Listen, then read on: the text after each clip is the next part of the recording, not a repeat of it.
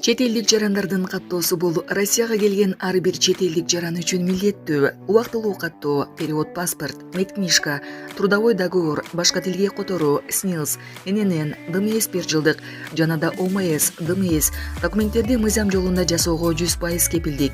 Урматтуу замандаштар, иш кагаздарда кандай көйгөй болбосун кайрылыңыздар. Кызматташуу үчүн +7 929 541 0205 Эрлан менен байланышыңыз. Биз менен кызматташууну унутпаңыз. Тышкы иштер министрлиги Крокустагы терактта каза болду делген 22 жаштагы кыргызстандык тирүү экенин маалымдады. Бүгүн 24 мартта өлкөнүн Орусиядагы элчилиги Крокус Сити Холлдогу терактта каза болду делген кыргызстандык Ширзотбек Тургунбаев тирүү экенин билдирди. Бул тууралуу Тышкы иштер министрлигинен билдирди. Маалымат кылайык, элчиликтин кызматкерлери учурда анын жайгашкан жерин тактап жатат. Ширзотбек Тургунбаев тууралуу маалымат келер менен элчилик анын туугандары менен байланышты. Алар аны менен акыркы жылдары кат кабар алышпаган. Крокуста 22 мартта иштеген кыргызстандыктардан алынган маалымат боюнча Тургунбаев кырсык болгон жерде иштеген эмес. Акыркы маалыматтарга караганда ал тирүү, учурда элчилик аны кай жерде экенин тактоодо. Мындан тышкары кандуу окуядан кийин дайынын билбей жаткан эки кыргызстандык кызды издөө иштери да жүрүп жатат деп айтылат билдирүүдө. Буга чейин социалдык тармактарда 22 жаштагы Ширзотбек Тургунбаев кандуу окуяда каза болгон тууралуу кабар тараган. Эске салсак, 22 март күнү кечинде куралчан белгисиз адамдар Москванын четиндеги Крокус Сити Холл концерттик залында адамдарга кол салышкан. Ошондой эле имаратта жарылуу болуп, өрт чыккан. Кол салууда каза болгондордун саны акыркы маалыматтар боюнча 133кө жетти. Арасында жаш балдар да бар.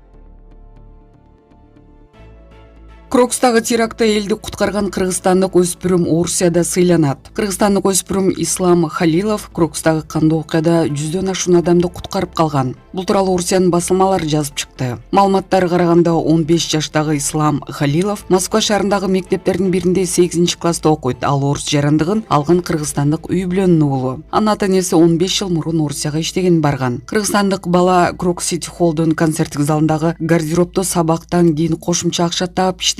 Теракт учурунда ал 100дөн ашуун адамды кызматтык эшик аркылуу коопсуз жайга чыгарып кеткен. Кыргында өзүн эмес, өзгөнү ойлоп элди эвакуация кылган кыргыз баласына социалдык тармактарда алкыштар айтылууда деп айтылат маалыматта. Бул кылган эрдик үчүн Ислам Халилов Орусиянын муфтийи Равиль Гайнуддин сыйлыгына татыды. Равиль Гайнуддин өспүрүмгө Орусиянын мусулмандарынын эмгектеги эмгеги үчүн медалын келе жаткан жумада тапшырат. Мындан тышкары орусиялык ырчы Алишер Моргенштерн өзүнүн социалдык тармактагы баракчасы аркылуу Исламга 1 миллион рубль сыйлык бергенин жарыялады. Эске салсак, Ислам Халилов Орусияда баатырдык көрсөткөн экинчи кыргызстандык болуп калды. Буга чейин да кыргыз жараны Марат Исаев 2016 жылдын февралында Москванын Красносельска метросунун станциясында рельске кулап кеткен аялды куткарган. Өз өмүрүн тобокелге салган Маратты Орусиянын президенти Владимир Путин кабыл алып, аны өлүмдөн куткарып калгандыгы үчүн медалы менен сыйлаган. Маалымат булагы Супер KG.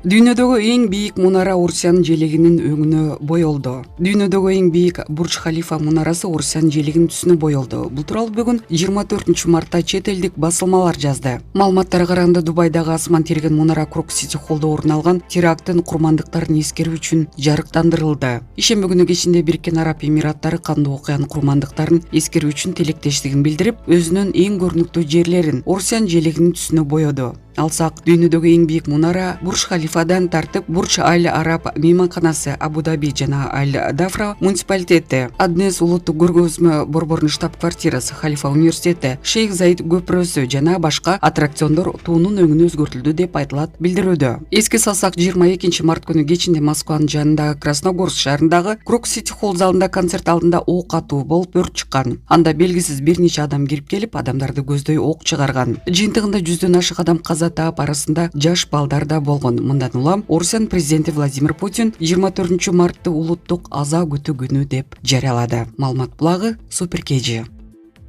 Ушул кыздын абалын көрүп, ар бир мусулман адам кайдыгер карабастан жардам берет деп ишенем. Ассаламу алейкум, урматтуу бир туугандар.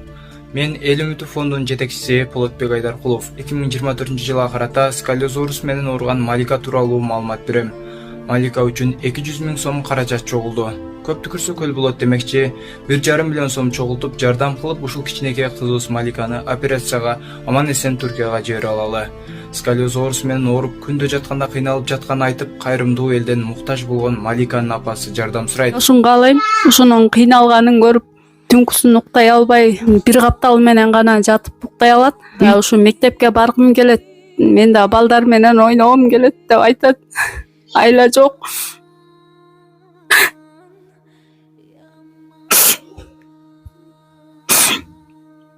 Ушу кышылсын сакайып балдардай болуп ойношун каалайбыз. Мага жардам берип койгула, силерге аргылар болсун. Мен да элдин кыздарындай болуп баскым келет, жашагым келет.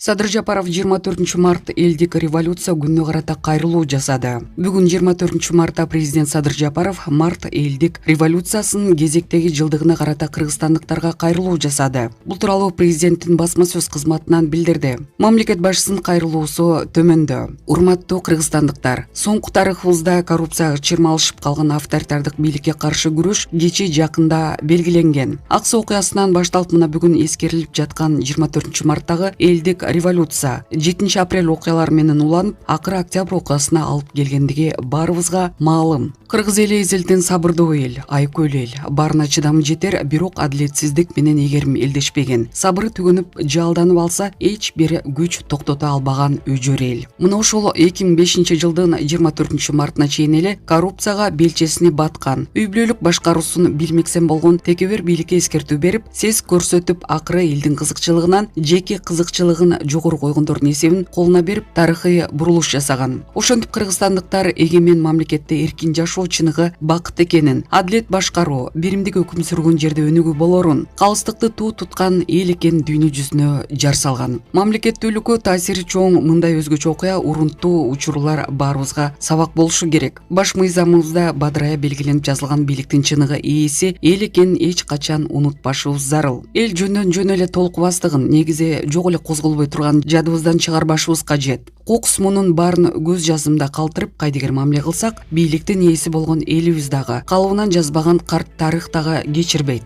Кут берекеси төгүлгөн жерибиз, каада салты, нарк насили менен жашап, ток пейил тарткан калкыбыз бар. Мына ушундай касиеттүү жерде ырыс кечиктүү элибиздин үмүт тилегин актоону башкы милдетибиз. Калк кызыкчылыгына багытталган реформаларды ишке ашыруунун башкы максатыбыз деп билебиз. Урматтуу мекендештер, эгемен Кыргызстаныбызга адилеттүү башкаруу жана ынтымак керек. Ошондо өнүгүү болот, ошондо өсүү болот. Журтубуздун биримдиги арта берсин, эл кызматындагылар элдин үмүт тилеги менен максат мүдөөсүнө жетүүсүн камсыз кылалы. Эгемен Кыргызстан үчүн баарыбыз жоопкерчиликти сезе билели. Өлкөбүздө тынчтык болсун деди өлкө башчы кайрылуусунда. Маалымат булагы Суперкейджи.